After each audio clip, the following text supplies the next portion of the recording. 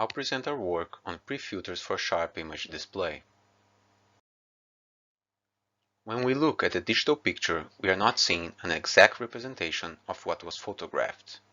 This is due to the intrinsic difference between entities on the real world, which are continuous, and their digital representation. When this guy takes a digital picture, there are three images involved. First, a continuous image reaching the camera lens. Second, the digital image acquired by the camera. And third, a continuous image formed on the retina of the observer when looking at the display. In this work, we explore how to make images 1 and 3 as close as possible. Let's take a look at this process. If we start with a continuous image f, common wisdom tells us that in order to display it, we first need to prefilter it to avoid aliasing, and then sample. We'll call this the sampling step. However, when it comes to reconstruction of the samples, we do not have that much control. An LCD display reconstructs a continuous image from the samples using a box-like interpolation. This image will pass through your eye lens and then will be projected on the retina, resulting in a slightly blurry version of the continuous image generated by the display. Therefore, we could say that the final image we see is the result of prefiltering a continuous image, followed by sampling, and then reconstruction using blurred boxes. How can you guarantee that the reconstructed image on the retina is the closest we can get to the original one? Moreover, how can you guarantee this given that we have little control of the shape of the display pixels, and even less on the point spread function of the eye? The answer is that the prefilter should pre-correct for the blur which will happen in the display and eye reconstruction. More specifically, we want to modify the samples so that the PSF blurred display reconstruction is as close as possible to the original image. Based on this idea, we present a prefilter that takes into account both the display and the observer's PSF. Our prefilter takes two intuitive parameters, the viewing distance and display pixel density. Its implementation is very efficient, with linear time complexity on the number of pixels. Here's an image rendered using our prefilter for a viewing distance of 40 cm on a 100 ppi display, which are the default parameters we recommend for general use. Compared to the traditional and widely used tenth kernel on the right, our result is much sharper, and at virtually no computational overhead. While the images generated by our prefilter are optimized to be viewed at their original size, in this presentation we will highlight some details using upscaled insets as shown here in orange. Our prefilter also compares favorably against state-of-the-art reconstruction filters, such as the optimized quasi-interpolator on the far right. We are not the first ones to pre-correct images for display reconstruction. Kadia and Ulner modeled the pixel of a CRT monitor as a Gaussian function, and then asked, what are the optimum weights to linearly combine the Gaussian kernels to approximate the original signal? Here's an example of the results they obtained.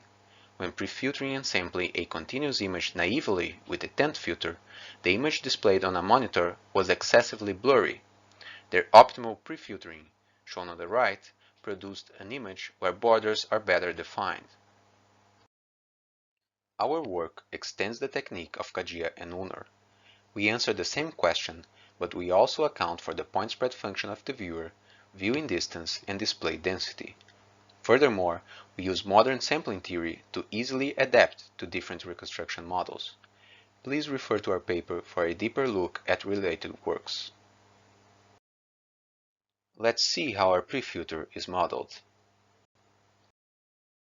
Recall the reconstruction step we showed previously, composed first by the display reconstruction, and then the retinal projection blurred by the eye's optical system.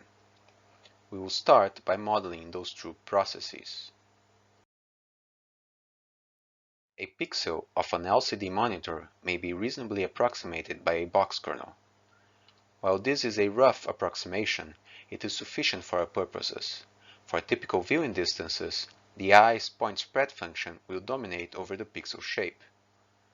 Regarding subpixels, displaced sampling techniques may also be employed with our prefilter as discussed in the paper.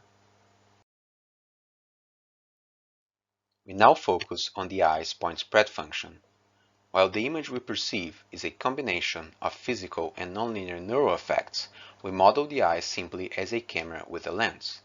This is enough to capture the low passing behavior of human vision and is experimentally valid for pupils up to 3 mm in size, which is typical for subjects looking at backlit screens.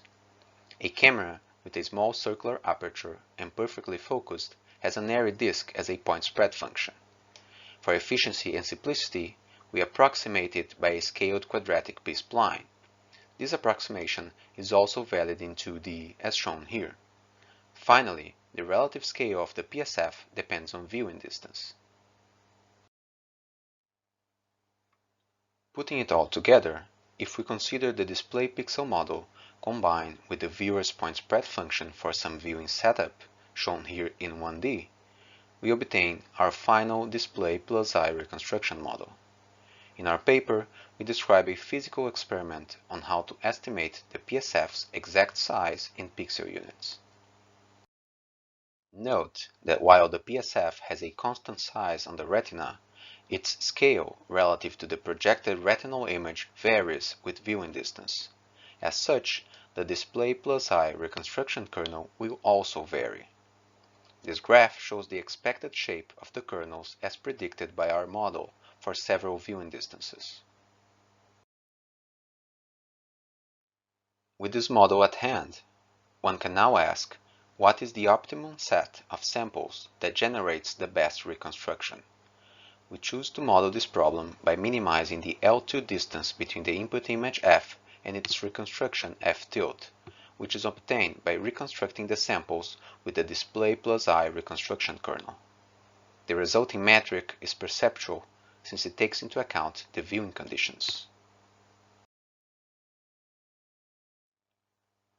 This problem is well studied and has a linear closed-form solution easily derived through generalized sampling theory. This uniquely defines the optimum prefilter that should be used before sampling the input image f. Here's what our optimum prefilter looks like for a viewing distance of 40 cm on a 100 ppi display.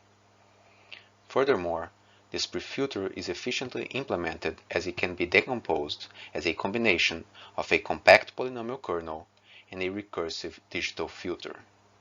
Before we analyze the frequency response of our prefilter, let's see a practical example. Given a continuous input image, traditional prefiltering will remove high frequencies to avoid aliasing. The filtered image is sampled, resulting in digital samples. Passing the resulting samples through our display plus eye reconstruction model, one can simulate the resulting perceived image. Now, we process the same input with our prefilter, parameterized by the viewing conditions. As one can see, the resulting image has much more contrast. Furthermore, after sampling and reconstruction, the perceived image is much sharper. It is also closer to ground truth, as can be seen here. We look at the very same process on the Fourier domain. Given an input signal composed of two cosine components, we show its amplitude spectrum on the bottom. To digitally represent this continuous input, we first prefilter it with some anti-aliasing kernel. This is followed by sampling, resulting in a discrete set of samples. To recover the continuous input from the samples, we apply the reconstruction kernel. Notice that the display plus eye reconstruction has a low passing effect. Thus, the final perceived signal has severe attenuation of the highest frequencies. Our prefilter, however, has the effect of enhancing high frequencies prior to sampling. As such, it compensates for the attenuation that follows from reconstruction. As we can see, the spectrum of the perceived signal prefiltered with our technique is much closer to the input signal. Also notice that any anti-aliasing filter other than sync would attenuate high frequencies even more. We efficiently implement our prefilter using the tools from generalized sampling theory. While Shannon sampling theory deals with exact reconstruction of band-limited functions, generalized sampling deals with optimal approximation of square integrable functions on an L2 sense. Since our display plus I reconstruction model is expressed as a square integrable kernel, we use generalized sampling to obtain the optimal prefilters. For continuous input signals, the digital samples to be shown on the display are then obtained by convolution with the optimal prefilter, followed by sampling. However, this is computationally inefficient since the optimal prefilter has an infinite impulse response. What generalized sampling tells us is that this operation is equivalent to and more efficiently implemented by, instead, prefiltering the continuous signal using the reconstruction kernel, followed by convolving the resulting samples with a discrete filter we'll call Q. This is efficient because the reconstruction kernel is a compact piecewise polynomial, and the discrete filter may be applied as a separable recursive filter which has linear time complexity on the number of pixels. Q is obtained from the sampled autocorrelation of the reconstruction kernel. Together, these operations efficiently compute the digital samples to be shown on the display to optimally approximate the original continuous signal. This is the process we employ for Monte Carlo rendering with our prefilter, where the input continuous signal is known, and also to image downscaling, where the high-resolution input image is effectively continuous from the point of view of the downscaled domain. For another application of our prefilter, which we call image enhancement, the input signal has already been prefiltered and sampled with another known kernel. In this case, the digital image samples to be shown on the display are obtained by filtering the discrete input with our discrete enhancement filter P, which is uniquely defined from the sampled correlation of our display plus I reconstruction kernel with the known other prefilter. This idea is applicable to enhancing pre-rendered Monte Carlo images, but also to enhancing digital images in general. Now let's see some results.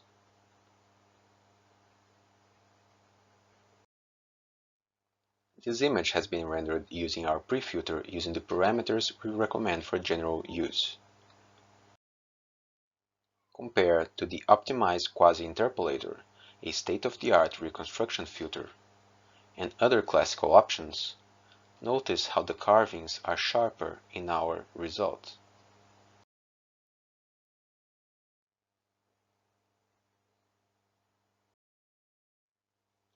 For image downscaling, we recall that our examples are meant to be viewed in the original resolution at the target viewing conditions. We upscale them here for better visualization of the filtering effects. Our prefilter on the left is able to generate a sharper and more detailed result.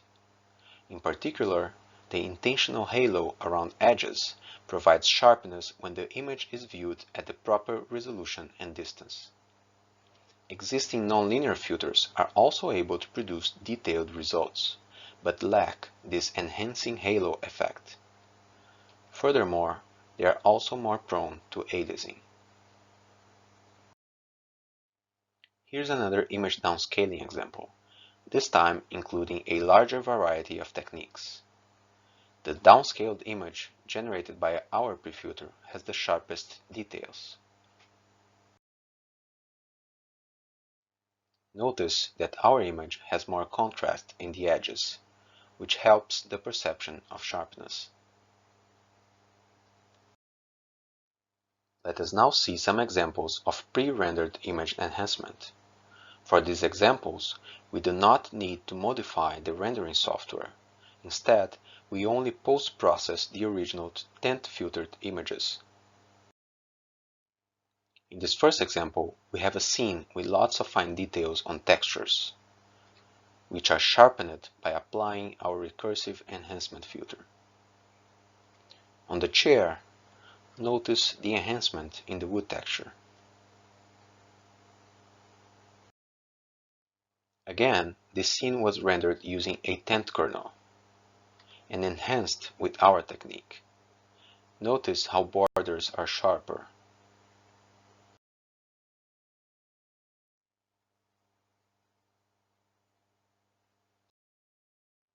We now show an example of enhancing a digital photograph with our technique. For this, we assume that the original samples were obtained using a box prefilter.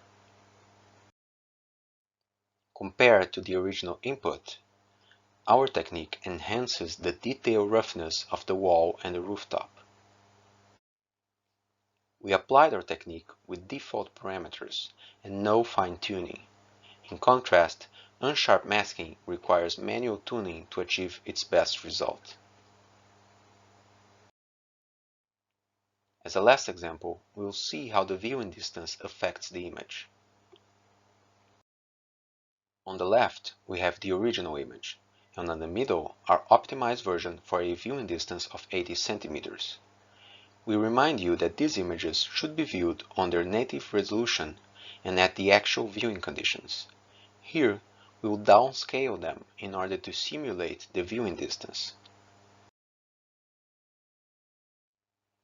Compared to the original image, notice how fine details, like the eyes, are sharper in our enhanced image. At even larger viewing distances, our prefilter is still able to produce sharp details.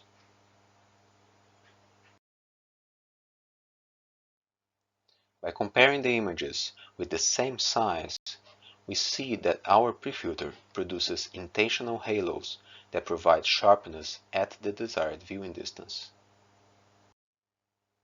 As we get farther, the halos get larger, as shown here, for a distance of 400 centimeters. In summary, we presented a prefilter that accounts for the display plus eye reconstruction.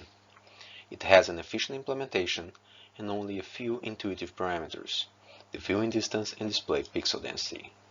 It is able to generate sharp images for display, and its applications include, but are not limited to, image enhancement, image downscaling, and Monte Carlo rendering. We invite the viewer to see our paper for a detailed frequency analysis, and also a discussion on variations of our prefilter for controlling the trade-off between aliasing, ringing, and blurring. We'd like to thank these individuals and institutions who provided funding. And thank you for your attention.